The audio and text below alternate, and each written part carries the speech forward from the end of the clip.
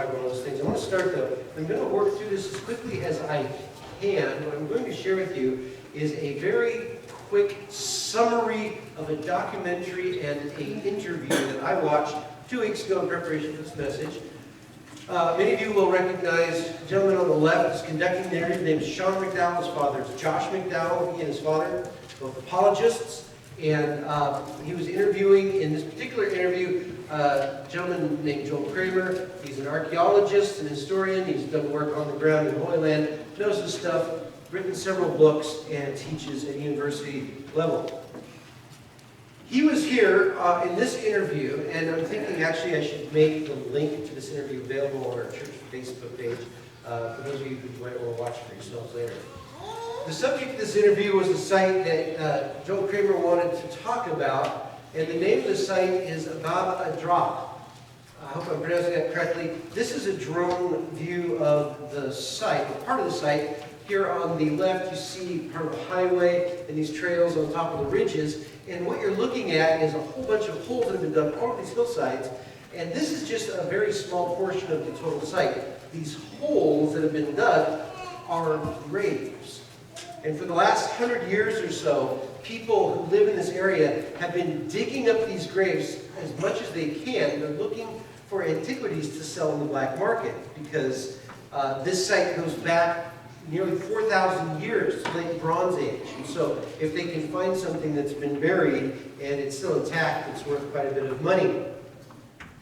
So this site, actually the cemetery in the city associated with has a really thick layer of destructive refuse there. This is all ash. It's been compacted, and they've got a stick there to show you how thick that layer is. This is usually a sign that a city has suffered, and each city has suffered a destructive ending, a quick sort of... now what happens normally is then you'll see people that build houses on top of that, and then that gets abandoned or destroyed, and then they build layers on top of that. What's unique about Baba Adra is that there is no occupation above site of destruction, which tells archaeologists a couple of things. Number one, it was destroyed and then it was abandoned. To this day, 4,000 years, nobody has built on top of it. But what it also tells archaeologists that it's a natural disaster, and the reason they know this is because the layer of destruction covers the cemetery as well as the city. So if it was an invasion, an invading army would not go and destroy the city. They would not go and destroy the cemetery. They would only destroy the city. So here's a shot of part of the town that's been excavated, and these are some of the remains that they dug up out of that cemetery. And I said that there was a layer of destruction, ashes over the cemetery. The reason I'm showing you this is because when archaeologists recovered enough bones from different graves to sort of get an idea of what was going on, one of the things they noticed was that that destructive event that involved fire was so intense that the bones warped because of the heat. And these are buried far under the ground, and so we're looking at a very, very profound destructive event.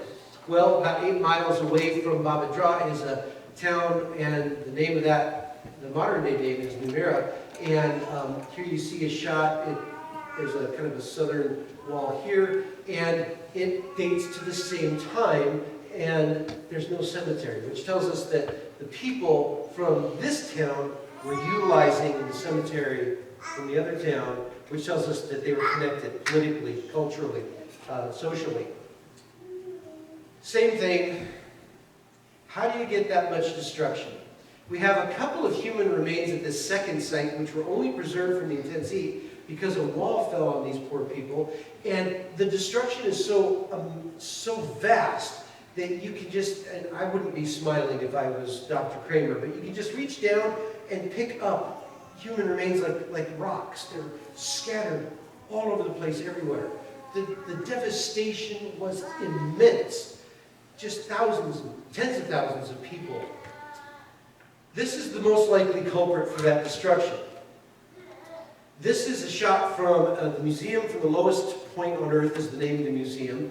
And what this is it's a couple of relics, natural occurring relics that they've discovered. They are balls of sulfur encased in gypsum.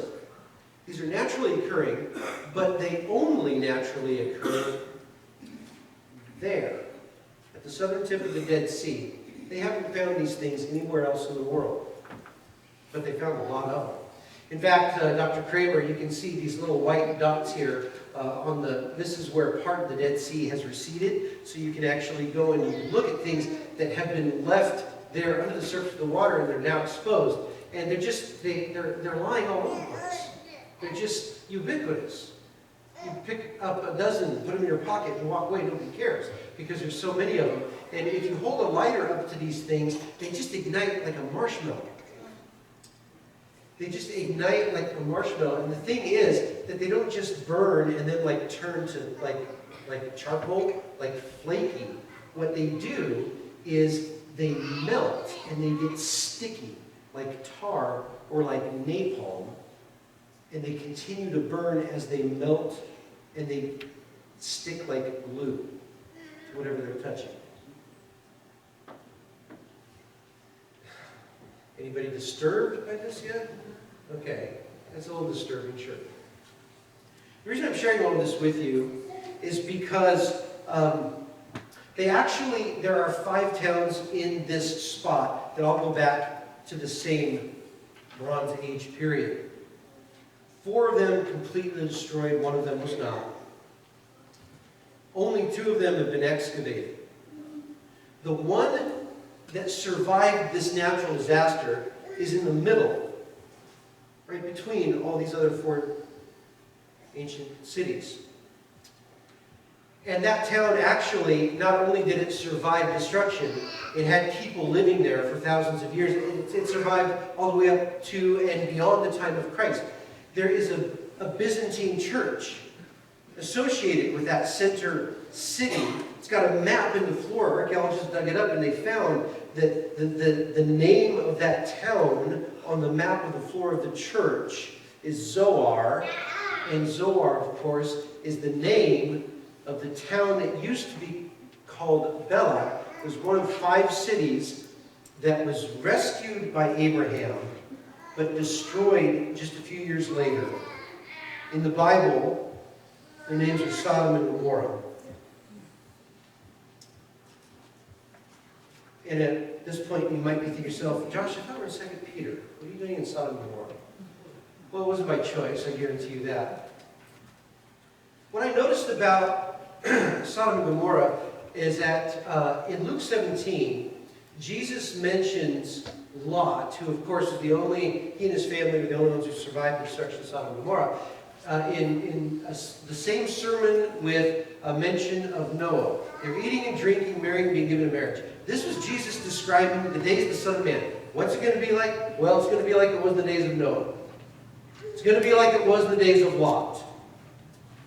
Peter heard this sermon with his own ears. He was there when Jesus delivered that sermon. And so when he sat down to write chapter 2 of the very last thing he would ever write, shortly before his own crucifixion, he did the same thing. He mentioned the days of Noah, he mentioned the days of Lot, because he's trying to warn the people to whom he was writing about what happens when the judgment of God falls upon false teachers. That was his concern in 2 Peter 2.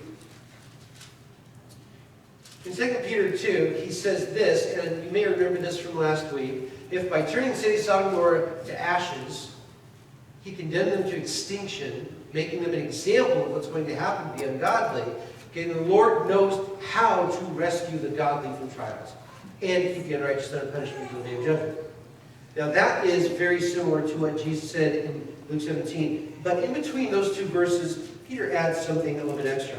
I know where he got this extra information from. He didn't just invent it. Not only was inspired by the Holy Spirit, but he also had access to some books that everybody had back then.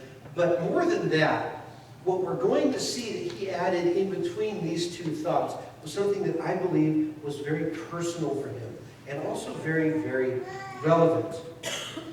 Now, because Lot is mentioned specifically by name in 2 Peter chapter 2, I'm going to just review his story very quickly, and I'm going to be reading from Genesis 19 quite a bit. You may turn there if you want to. I'm going to be skimming so that we can get through the story as quickly as possible. And most of you will already know the story. You will remember that in chapter 13, Lot was there in the town of Sodom because Abraham had given him a choice. Like, we got this land, got huge flocks. Your shepherds and my shepherds are fighting.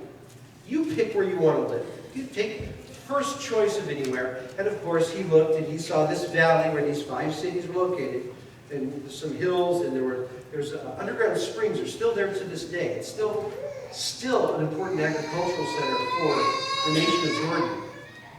It's been almost 5,000 years. And he looked and, he saw these, and he chose to live there for the sake of prosperity. Well, if I'm going to keep this good thing that I've got going, I'm going to live there. I'm not sure he was thinking really super clearly or really far ahead. But he was at least thinking about how he was going to continue to provide for his family. So I'm not going to crash on him completely. In chapter 19 Genesis, it tells us 2 angels came to Sodom in the evening, and Lot was sitting in the gate. Now these 2 angels, God and these 2 angels had appeared in person to Abraham. Abraham was busy interceding for the fate of Sodom and Gomorrah. Please don't destroy these cities. Please don't destroy them. If you find 50 righteous people, would you not destroy them? Yeah, okay, verse 50. If you find 30, yeah, okay. What if there's just 10 righteous men? Would you withhold your judgment? Yeah, okay, if there's 10. Of course, there wasn't. And the 2 angels went there to bear witness to the sin that was preceding God's judgment. And the instant Lot saw them, it says in verse 2, or actually still in verse 1, when Lot saw them, he rose to meet them, and he bowed himself, face to the earth, and said, "My lords, please turn aside to your servant's house and spend the night and wash your feet. Then you may rise up early and go on your way." They said, "No, we'll spend the night in the town square." But he pressed them strongly, so they turned aside to enter his house. And he made them a feast and baked unleavened bread, and they ate. This is probably the most important shining moment that we get from the book of Genesis concerning Lot. He was very proactive, offered them hospitality. Now this is an important cultural concept. I'm going to try to give you a sense of what exactly Lot was offering them, because it's more than just, let me take your coat and throw it on the bed in the guest room, and let me get you some lemonade. For us, that's hospitality. But in those days, it was so much more. You see, they didn't have a police force. If you were in danger, or if you thought that there was a chance that somebody might mug you on the streets or assault you, you couldn't go report it to the local precinct. Your only protection was the family that you belonged to.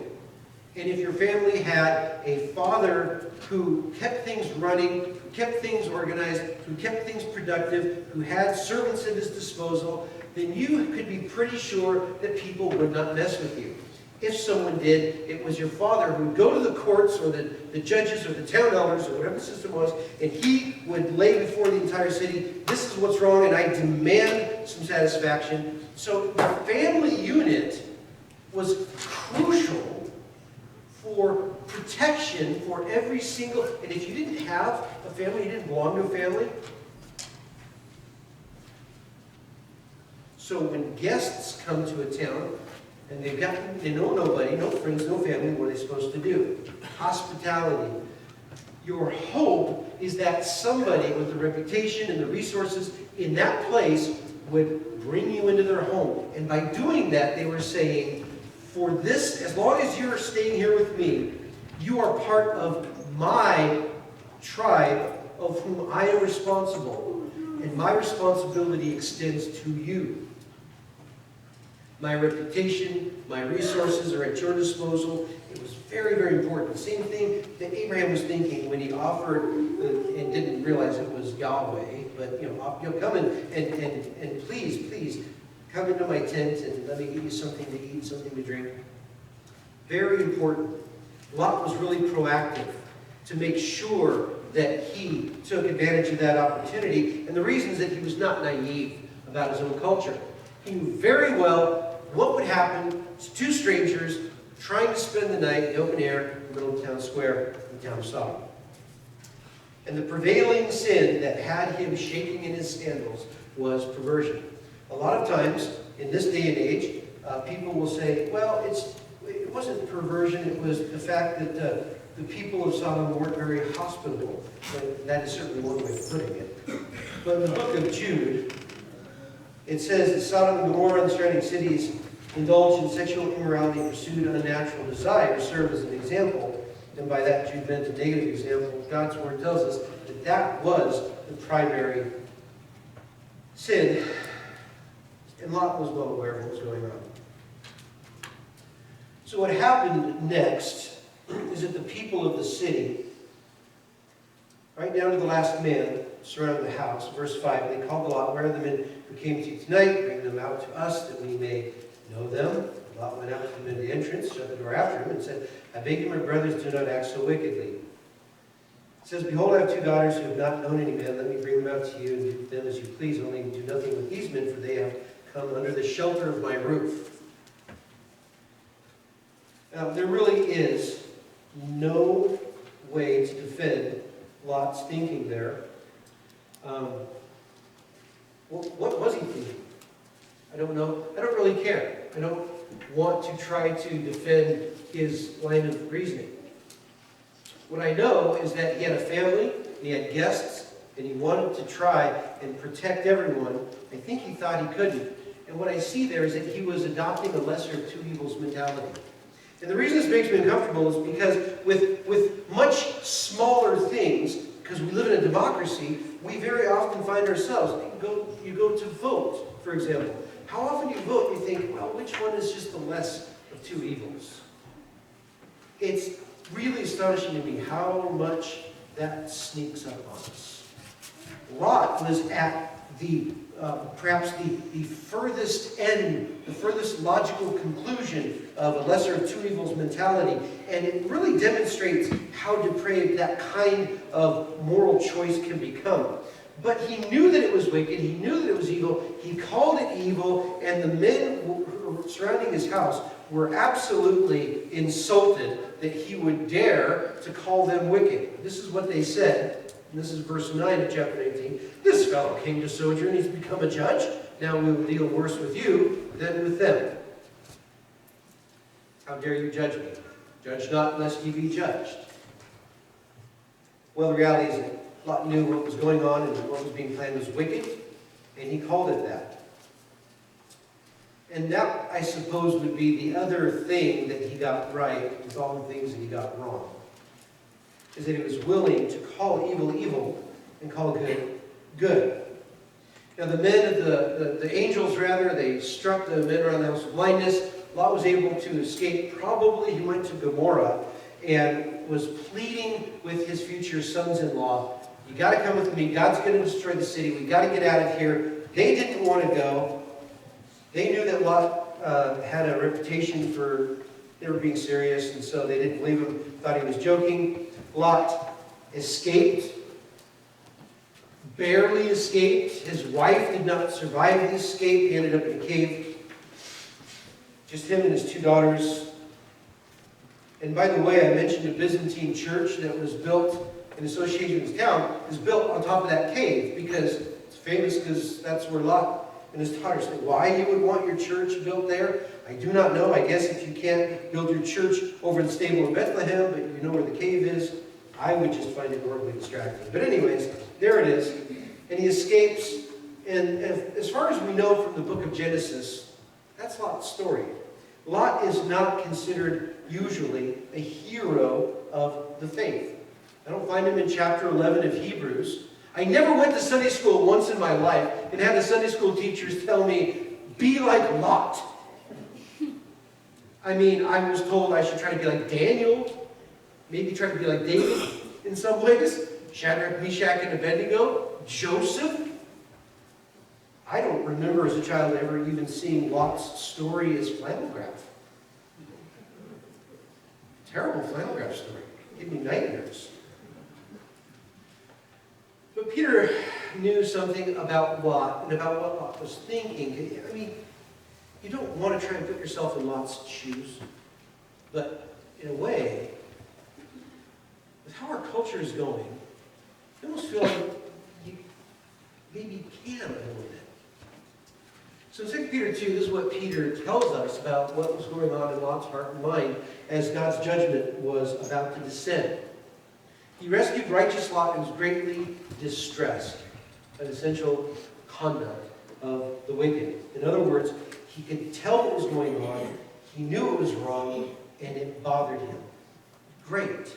That's something else we can add to, well, maybe Lot was not, a wishy-washy, ambiguous monster of moral quagmire. Maybe he just found himself in a situation that he hadn't anticipated. Maybe he didn't know what to do about it.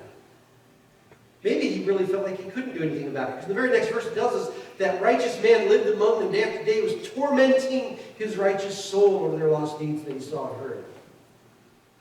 He was tormenting his soul. He was distressed. He was in agony because of the culture that he lived in and the culture that he was part of. Okay, I get that. Here's poor Lot. He made prosperity the thing that determined his choices in life. I know that God wants us to work hard and He often rewards hard work. I know that God wants us to generate resources so we can provide for ourselves and for our families. That's part of His will. But when we make that the very first thing that we default to more than anything else, it can, and it often does, lead us into really bad fixes. So you have to be careful.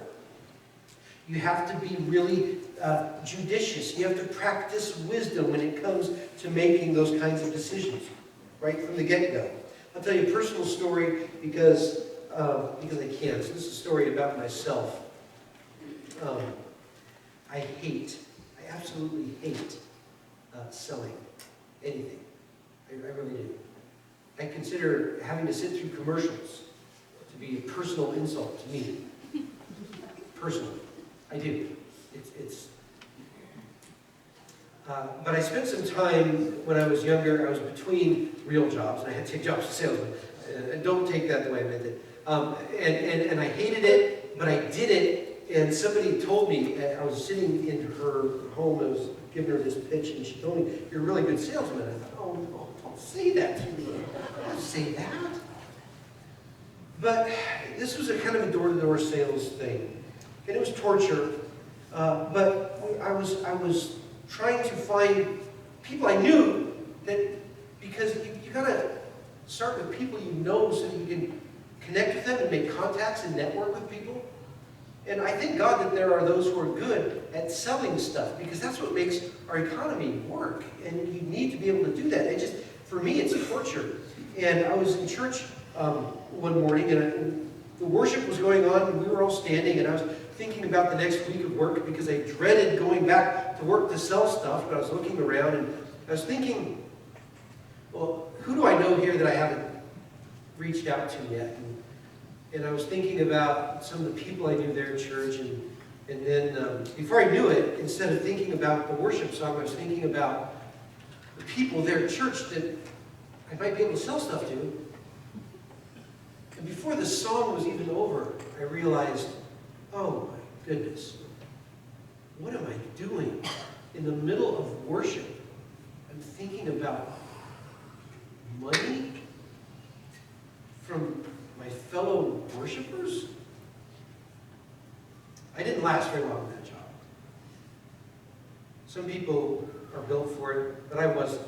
And I decided I can't engage with other people, especially fellow Christians, on the basis of buying and selling, and I just can't do it. And I think that God heard that as a vow of poverty, because, I'm just kidding. So here we are. I encourage you to think about prosperity as something that is not the first foundation for your life. Would have saved Lot from an awful lot of agony if he had managed to keep that in mind. But the thing that motivated him to action was distress. Now this I like very much, because sometimes when you feel distress about something, a huge problem, maybe it's a problem so big you just don't know how you could possibly begin to tackle it. It's very tempting to allow that kind of distress to motivate us to do nothing. The problem is too big. I hope somebody does something. There's no effect that I could possibly have on it. I'm just going to huddle down and pray and hope that Jesus comes back tomorrow because that problem is so big. What Lot did not know is that God was about to visit his town, but he wasn't waiting for that. He was doing something to try to address a really serious problem, even though it turned out that what he could do was not enough, even though it wasn't going to make a difference. There's a very local ministry, and Bill Ewell has done some fundraising for them with a golf tournament that they do. It's called Wings of Refuge, and they work with women who've been rescued from sex trade. And if you look at the statistics, the number of women who need help, who have been rescued from sex trade, or even who need to be rescued, the number is astronomical. And if you look at this tiny little upstart new ministry, the numbers, there's no comparison. It looks insignificant if you're just looking at numbers. But if you were to ask one of those women who's been through that ministry, got back on her feet, got the help she needed, become independent and relearn skills that she lost through no fault of her own, the difference, well, now we're measuring the difference in terms of eternity. And that outweighs sheer statistics. For distress to motivate us to action is far, far preferable to the alternative. And in order for Lot to do that, he had to understand and face reality. You don't have to, soak in the seamy side of life in order to really understand it with a sense of realism. As Christians, we need to be realists in a sense. And I get this every time I read through the book of Proverbs. Because the Proverbs does that for us. It shows us the good and the bad always together, almost always together. A wise man does this, but a fool does that. Hard work results in this, laziness results in that. We need to have the ability to realistically and unapologetically understand and be aware of the negatives and the consequences and the wages of sin as people who know that we don't have to be overwhelmed and fall into despair because of those things. But we also have to be aware that our beliefs are always, always pressured by culture. I mentioned Daniel, Shadrach, Meshach, and Abednego earlier. Their beliefs were put under tremendous pressure by the culture they're living in. They did not give in to that pressure, but that doesn't mean that their beliefs were not put under tremendous, tremendous pressure. Now, Lot made concessions and compromises. I have no doubt that he felt like he had to do that to survive.